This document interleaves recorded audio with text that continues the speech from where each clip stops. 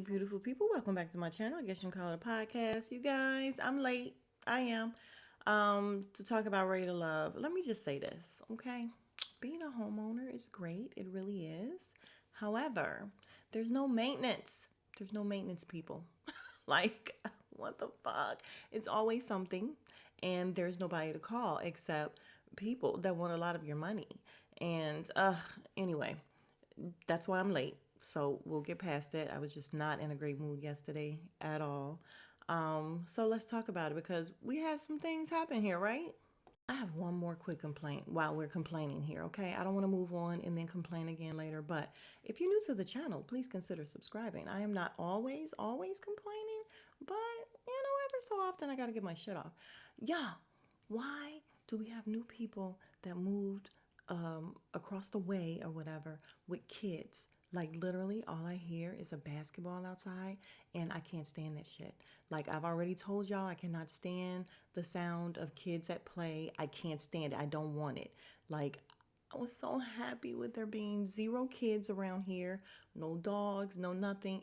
Like I'm not an old lady. I'm like an old person where I just don't want to hear noise. I don't want to hear that shit. I don't want to hear basketball. I don't want to hear kids having fun. I don't like it. All right, let's move on. All right, y'all. So we start off with the guys going into deliberations, even though they don't call it deliberations here, do they? I don't know, but that's what I've been calling it. So we're gonna stick with it. What's his name? Blake says that y'all. I'll talk about Blake later. But anyway, he says that he's been in the bottom so much he don't even care no more. Like he's just used to it. It's just part of the process. And I was like, no, it's not. You just kind of suck, and that's why you stay at the bottom all the time. So they sit down. Tommy comes in and he tells them, listen, you got to start putting, asking the tough questions of the girls that you actually like or whatever. Ask them things like which side of the bed you want to sleep on, you sleep on, and, just little things or whatever. Your favorite color, stuff like that. And, uh, y'all, the guy Lyndon, is that his name, Lyndon, with the hair, the fire hair? Wasn't there something called Eraserhead? I know that's like I feel like that's a thing. So I feel like that should be his thing because his head really does look like an eraser. It looks like fire. It looks like shit, y'all. I hate his hair. And then he actually be combing through it with his fingers and like pulling it up and all these different like I hate that crap so much. It doesn't look good. It doesn't look good to me. Y'all, I just love a well-groomed man. I'm sorry. Just well-groomed. Just keep that shit looking nice and tight. It's so sexy. These guys with this hair, I don't know what's going on. Like these women were shorted with these guys. We'll talk about that more later too. But y'all, why Tommy always talking about himself in third person? Tommy want to see how y'all. You know what? I'm not even gonna try to do him because JV does him, and I love it. Every week I have to watch his reviews so that I can hear him do Tommy. But he's talking about himself in third. Tommy wants to see how you guys relate, and we gonna give this dinner. And I, why do you talk about yourself in third person, Tommy? That's not cute. I don't like it. Okay, so our first group date is Blake, Eraserhead, Anthony, and was that it for the men? That might be it for the men. We have Cynthia, Mercedes, and Advocate Sue. And they go do this obstacle course or whatever. I won't lie, it was good to see them have fun. They ended up having fun. Eraserhead, I don't know. Cynthia was talking big shit about being competitive and doing all this or whatever, and he's like, yeah, she was all competitive, but she was trash. And I love the word trash more than the next. However, something just didn't feel right about this guy calling this girl trash like that. I don't know. I mean, he was playing, so it's fine. But they ended up playing and just really having fun with water guns and things like that. So it was cute. It was good to see. Oh, did I say Mercedes? The girl Mercedes? Yeah, she's there. So yeah, it turned out cute. We gonna get on Susu in a little bit. I was gonna say something, but I just have to hold my tongue on these people because a lot of them are annoying as shit, y'all. I ain't even gonna lie. All right, Anthony with the beard and Mercedes go play a little Connect Four, and they talk. And I guess their bet was that she has to tell something that she wouldn't normally tell. So she tells him that she likes him. However, she's a little intimidated by the fact that he has so much established that I don't know. It kind of came off like you have a kid, and I would have to make myself fit in, and I'm not kind of used to that or whatever. She said it without really saying it. And my thing is, most of these guys here, well, I won't say most of because I don't know, because I don't care enough to really learn them a whole heck of a lot. But I think a lot of these guys have kids, right? So I don't know. She was just saying something about being intimidated and she needs a learning curve. And he's like, you're dismissing yourself, way sooner than you should because it's not that hard. So, okay. I just feel like that was her way of saying, yeah, this ain't gonna work. But again, if most of them have kids, if that's the way she feels about it, then it ain't gonna work. Yeah, then we have Eraserhead and Old Face going to take a little talk or whatever, a little walk, a little talk. She got on these big, yellow, ugly gym shoes. I don't even know if they're gym shoes. I don't know. It just looks a mess. Yeah, something's just off about Old Face to me. I'm sorry. Something's just off about the way she acts, the way everything. I don't know. But they're talking and he's like, yeah, you don't message me back. And she's like, well, yeah, it took you so long to start messaging me. And I'm like, girl, do you really care? Like, do you even actually like this guy? And excuse me, he's like, so why don't you message me back? And she's like, because I be sleep. And I'm like, yeah, so basically that means she don't like you.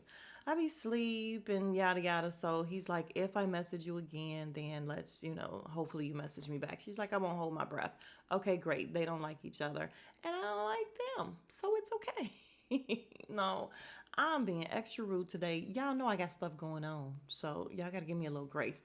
But yeah, Lyndon, number one, he will say whatever. Just mind you, as he's going through these women and he's talking to each and every one of them, he's acting like he's very interested in all of them, but he's not. He's not. And same thing goes for Tony, but we'll talk about him later because he's not here. But yeah, they the women on this episode, not episode, on this season. Well, I won't say that they got the short end of the stick because a lot of them just be full of shit. But these guys right here, like most of them think they are God's gift, and I don't know. I just feel like their pickings are becoming super super slim for this show. It's getting worse and worse. All right, then we have Lyndon talking to Mercedes, and he's like, oh, I just felt this connection to Mercedes. He feels a connection with everyone, absolutely everyone. So they sit down. She's like, is there anything you want to know? And he's like, yeah, do you like me? And she's like, oh, I just didn't think he would shoot a shot like that. I'm like, that's not him shooting a shot. That's him just being him and asking a question out front because he don't really care. He don't really care if you like him or not. Like, this is what this guy does. He's frank. He's bold with it and all of that because he don't really care about the answer from these ladies. I'm sorry, you can't tell me any different. He's not emotionally invested in any of this stuff. So yeah, I can let whatever just shoot out my mouth because I really don't give a shit. And that's what I get from Lyndon. So she ends up letting him know, it's a commercial right now, but I remember what happened. She ends up letting him know that, listen, it's kind of friend vibes with you. So he was taken aback. He didn't really like that. But Lyndon, people don't like you as much as you think they do. And I feel like I can't really remember, but I think he's going to find that out later on in the show. I can't remember. I know Mark Anthony does, but I can't remember if Lyndon does too. But yeah, I just feel like people are not feeling him as much as he thinks. Ugh, y'all. Then we have the boring couple. God, Blake and Old Face. And she's like, oh, I want a guy with a strong back. And she jumps up and she goes and touches on his back or whatever. And she's like, oh, and she goes to sit down. And I'm just like, what the fuck are you doing? Like, she looks a mess. You look a mess. What are you doing? And, she then he okay, so he basically says that he hears when she's on other dates with other men that she's able to, really talk. And he's like, when I'm with you, you don't really talk. And I'm like, because she's boring as shit. And so are you. So that's gonna happen. But she then gets up and she walks over to him and she sits on his lap and they give each other the world's most boring kiss. Like, it is definitely television's most boring kiss ever. I just can't stand these two together. I can't stand them apart. I just don't want to look at them. Especially her. I'm sorry, something is just really off with her because she talks like a baby. Like, you're a whole attorney, right? And she's like, I just think that if we, get to know each other and it'll work out, while she all doing all this while she's clamming all over him. I don't know. I just don't like them. I just don't like them. But okay, let's move on. Oh wait, let me not miss the part where as soon as they finish kissing or whatever, she's in the confessional talking about she got her boyfriend now. And I'm like, what? Wait, what? What? Wait, what? So maybe she is a little off, y'all. Was she playing? She didn't look like she was playing. All right, next we have a quick date with Blue and Jeffrey. And y'all know I like Jeffrey, but Jeffrey, you gotta do something about that hair, sis. You gotta do something about that hair. I don't understand what's happening here. I don't. But you gotta get it together. And they sit down. She's kind of telling him that basically he's not aggressive enough, you know. And he slides his chair over to sit next to her, and then he's like, "Give me your hand, young lady." And I'm like, he doesn't know how to be aggressive. He just doesn't. Like, it's just not in him. Blue is just a nice, boring guy. He is. He reminds me of one of my exes. He's just a nice, boring guy. But yeah, and then I'm not, nope, I was gonna tell some of my business, but I'm not. I'm just not gonna do it. But yeah, so he, they talk. She lets him know that she wants a little more, a little more, basically. And he's like, I got you, I can do that. And then when they get up to walk away, he's like, give me your hand, young lady. And I'm like, again, awkwardness with him trying to be, assertive or whatever. But okay, again, he's a nice guy. Blue's a nice guy. But I just don't feel like he's really feeling Jeffrey. I don't know that he's really feeling anyone here. He's just here to play the game. Well, I don't know. Maybe he really is or was here for love. I just don't think that any of these women do it for him. All right, so we have these dates with the Bratz Dow and Eraserhead. And she is, well, basically, he's saying that nobody else likes him. Pretty much. He's like, yeah, Mercedes friend zoned me, so I need to see where Morgan's head is or whatever. And she immediately gives him a compliment and then proceeds to compliment him a couple more times. And y'all know I cannot stand that about this show. I don't know what's wrong with the women on this show that they always feel the need to compliment first. Let these men do the complimenting. Jesus.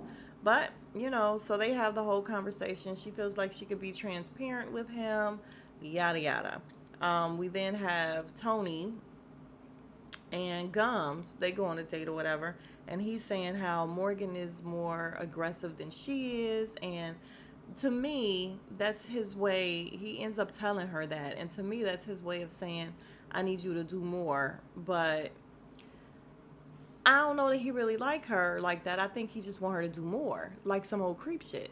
Does that make sense? Like, I'm gonna make you feel like you're not doing enough so that you can do more, just because I want more touching time with you and everything. Cause Tony is touching. He's very touchy feely. We can call him Touchy Tony because he liked to do a whole lot of the touching, and I totally see the player in him that everybody saw way before me. But this super cool Mac Daddy vibe I'm giving you, Tony.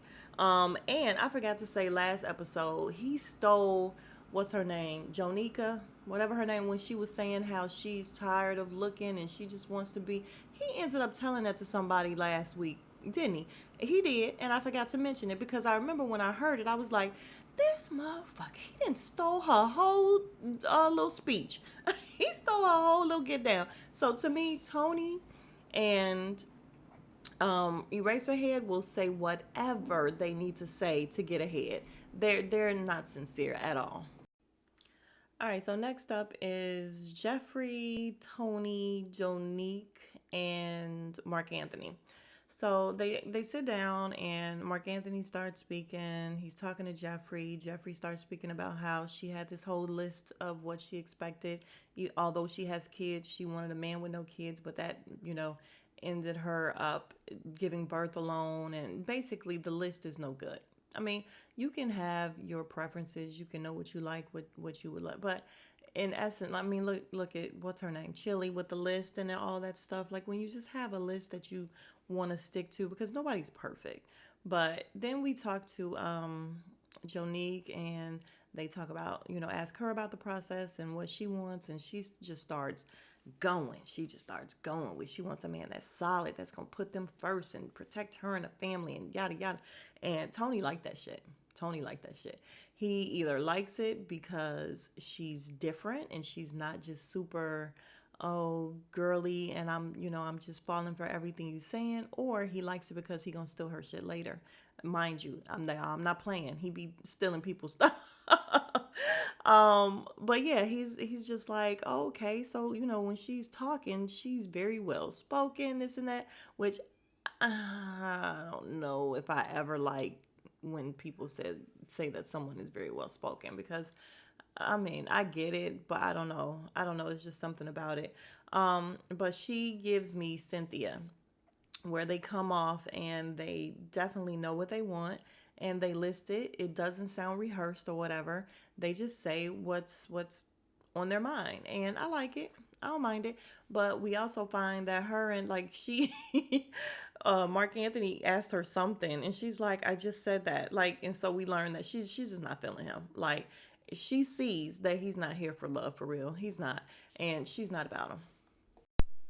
Okay, so now we're at this dinner all together where Tommy will be coming later, and we see the Bradsdale talking to Eraserhead, and Touchy Tony is over there having a fit. Like, he is over there drinking shots and losing his shit because she's talking to somebody. I ain't worried. I ain't worried. I'm like, you look mad worried. We also have not Tony, Anthony with the beard talking to Old Face, and Old Face got the nerve to be coming off like somebody is boring her. Are you kidding me? Are you kidding me? Talking about, oh, I wanted you to turn up, but this is, what I get. And, I'm trying to be transparent and he's not giving me anything. It's almost triggering. How is that triggering? I told you I feel like something's off. Like, how is that triggering to you? The fact that he's not super turn up guy, but you aren't either. So what are you talking about?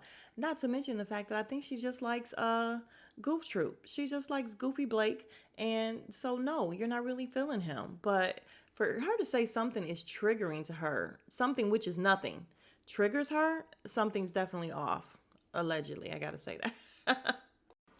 All right, so Tommy finally comes in and sits down, and he asks them. Well, he tells them that Andre with the curly Q, he's COVID free and he wants to come back. And I'm like, of course he does. Of course he does.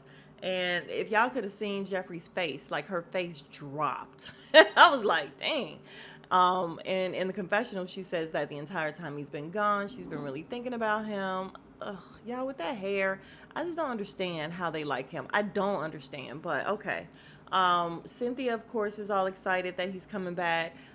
Blue says, listen, he has a connection with a couple of women I have connections with, so yeah, it would be easier if he wasn't here, but ain't no competition. So, or basically, it is a competition. So, bring him back. So, of course, everybody says come back. All right, so when everybody says they don't care if he comes back, Tommy's like, let me call him at the house. And he kept saying at the house, so I'm like, he's definitely there. So, of course, he comes out, hair looking a hot ass mess as usual. And they let him speak first. And he's like, yeah, I just want to say that everybody looks great. And although I haven't been here, I've been in touch with most of the people. I do have to say that I'm very, he didn't say upset. He said he's very hurt or something to that. I can't think of the actual words, but disappointed in the fact that Mercedes didn't call him or anything like that. And I'm like, dude, you left the process. Fuck out of here. What are you talking about? You left the process. They didn't just say, oh, he's sick and he's coming back. And so she could be like, okay, let me check on him or whatever. No, you left the process. Now, would I probably have checked on him just because I'm a nice person? Sure. However, she even said, I got to keep it a bean. Shit, you was gone. Like, out of sight, out of mind. She ain't say it like that. But she did say, I'm going to keep it a bean. Listen, you left the process, so I'm focused on these other two people. And I'm not mad at her for that. But then I didn't like the fact that Tommy, after she said what she had to say, Tommy comes and he's like, well, in this process, you got to be able to take constructive criticism. She took it.